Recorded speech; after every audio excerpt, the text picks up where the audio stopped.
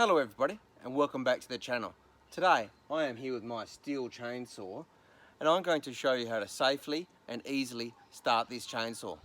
Now the reason that I'm making this video today is that people have commented on some previous videos that I made about when I got this chainsaw and when I fitted the bumping spike to this chainsaw. They've commented about how they can't start the chainsaw.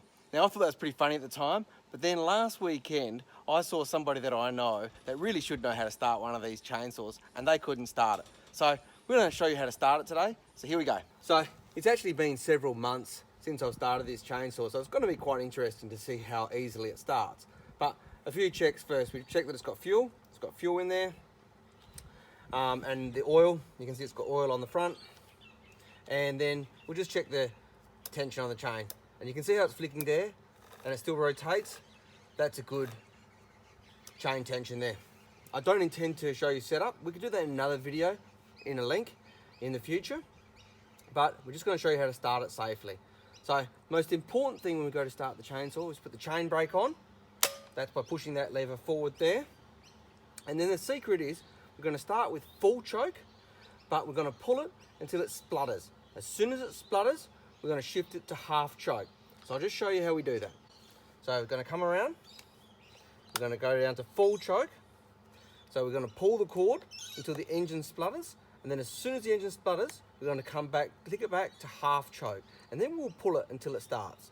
So I'll put it down, back down to full choke, and I'll bring it round. So here we go. We're going to pull it till it splutters.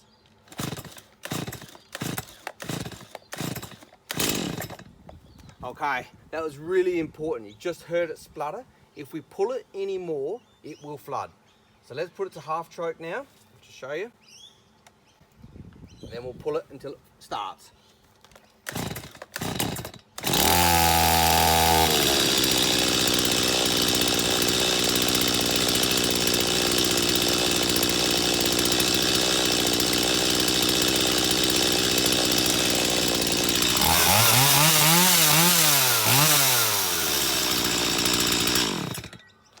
So there you go folks, that's how to easily and safely start your Stihl chainsaw. As I said in the beginning, this chainsaw has not been started for 3 or 4 months, and as you can see, with the correct procedure, it started very easily. If you've liked this video, do feel free to like, share and subscribe, and until next time, have a good evening.